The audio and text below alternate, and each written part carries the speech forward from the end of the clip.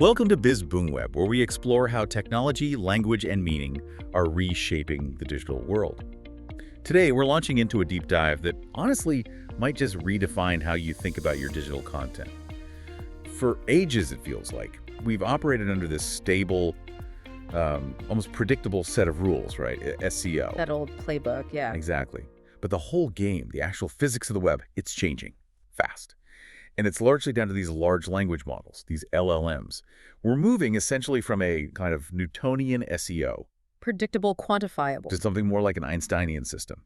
Relativistic, where meaning itself seems to warp the space. It sounds abstract, I know, but stick with us. It is abstract, but that analogy, Newton to Einstein, I think it's genuinely the clearest way to get our heads around this shift without drowning in, tech speak. For decades, SEO was Newtonian, stable, linear, governed by visible forces. You knew the rules, the gravity of a link, the weight of a keyword. Precisely. Every action felt like it should have a predictable reaction, a ranking. And if you played by those rules, keyword density, link building speed, making sure crawlers could access everything you generally got rewarded, visibility.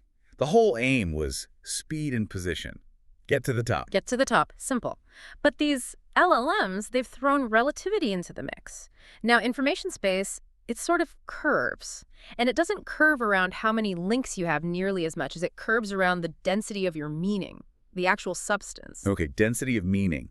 That's the core idea we need to unpack. That's the mission today, really, to give you a kind of map for this new reality, because your strategy has to change. It can't just be about optimizing for that first click anymore. It needs to be about, what was the term you used? Interpretive persistence. Interpretive persistence. Does your idea last in the interpretation? We'll get into it. Okay, sounds like a fundamental shift, but let's ground ourselves first. That old Newtonian world, what really defined it? What was that culture of content creation like? Oh, it was a culture totally built on quantification, on measurement. Knowledge itself was basically seen as a ranking system, wasn't it? Yeah, number one is best. End of story. Right. So we optimized for everything visible. Visits, click-through rates, how far people scrolled down the page. Success was what a crawler could see and count. If you hit number 1 on the SRP, the search results page, you were deemed the most relevant, even if the answer wasn't actually that great. And the crawlers, let's be honest, they were kind of blind, weren't they? They saw structures, signals, keywords, but they weren't actually reading for comprehension. Not like a human, no. So, But LLMs, they are genuine interpreters, and that's the pivot point. That's when the physics changed. The matter of your content, the words, the structure, it doesn't just sit there linearly anymore. Okay. If your text has a really dense, coherent core of meaning, it starts to exert its own kind of gravity. It genuinely warps the information space around it. Whoa, okay, hold on. I need to push back slightly here. Things like site architecture, making sure pages load fast, mobile friendliness.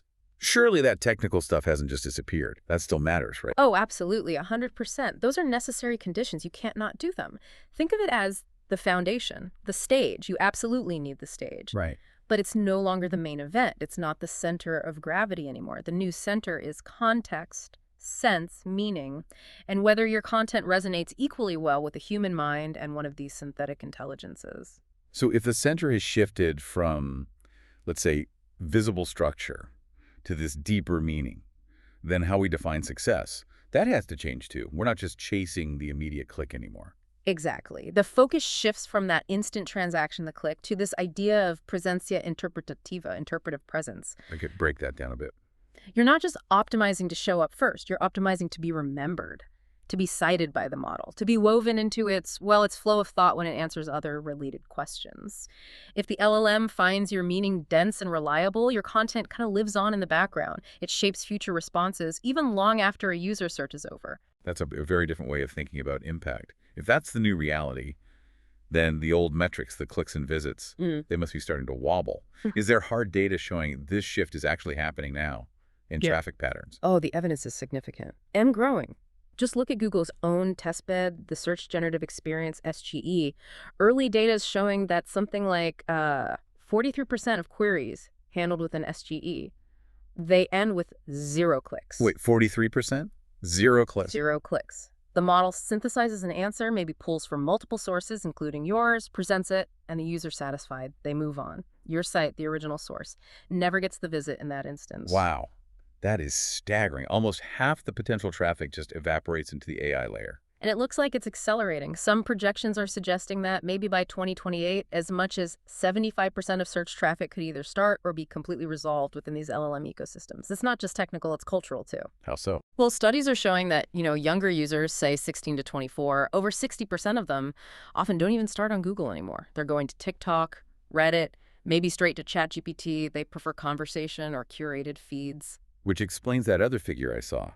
Traffic to traditional media sites, blogs from search engines, dropped something like 27% year on year. That's a ripple effect. But then you hit the big paradox, right? The money.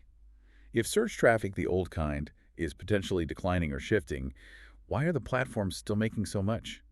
Google search revenue was, what, US $175 billion last year? That huge number, that's the inertial mass of the old Newtonian system still spinning. The search engine itself is still the economic powerhouse, no doubt. But the mind using it, the user's actual cognitive journey, that's what's mutating. So people are still searching, maybe, but how they think about finding information is changing. Exactly. The new generation, they tend to dialogue with information. They want interpretation, synthesis, not just a list of links. The classic search engine. It's kind of becoming invisible plumbing. Vital, deep infrastructure, yes. But it's increasingly hidden behind these conversational models that users interact with directly. Okay, so the underlying engine is still there, feeding signals, but the interaction layer is this conversational AI. You got it. And in that world, authority isn't just about how many links point to you. It's about the intensity and the coherence of the meaning you offer. Is your content solid enough, meaningful enough for the model to confidently use it to build its own answers?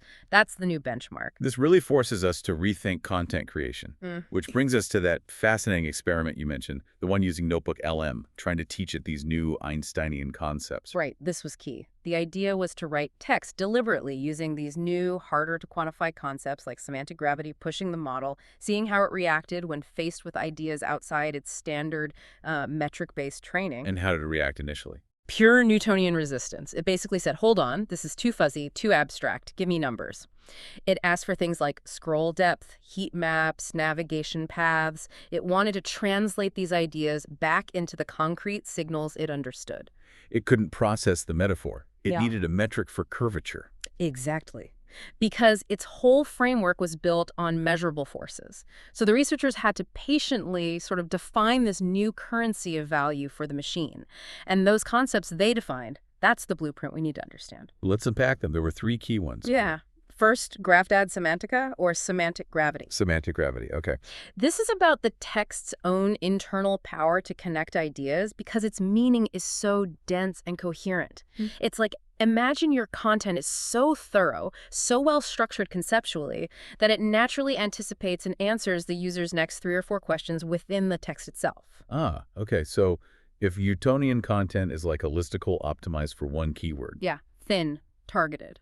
Then Einsteinian content, aiming for high semantic gravity, is more like a deep, comprehensive piece, something that links its own ideas together, presents a whole picture. Precisely. It creates its own internal network of meaning, attracting related concepts without necessarily needing tons of external links to prop it up. It has its own pull. Got it. Okay, concept number 2. Resonance versus clicks. We touched on this. Resonance is measured by persistencia cognitive persistence. How long the idea sticks around. Right. How long does it orbit in the reader's mind, whether that reader is human or synthetic after they've closed the tab or moved on? It's about, is it quotable? Does it have intellectual staying power? Does the LLM integrate it into its knowledge base to use later? But how does the LLM measure that sticking power if there's no click, no direct user action on your site? That feels like the challenge. That's the crucial shift. It's measured less by user action on your page and more by model action later on. Does the LLM reference your concept when answering a different prompt down the line?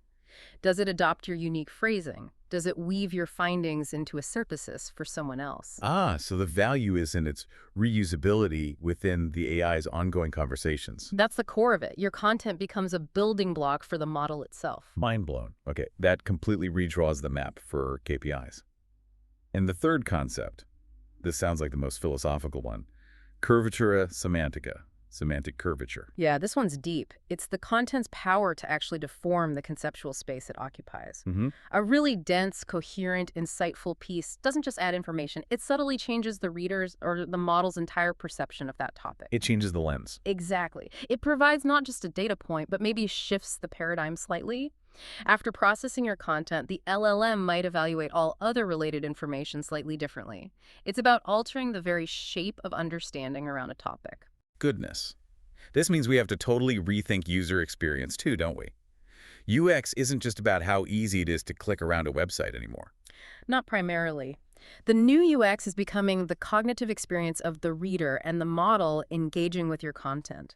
How efficiently, how deeply, how persistently does the LLM process interpret and ultimately remember the structure and meaning you provide? That is a profound shift, which brings us back to the paradox in that notebook LM experiment.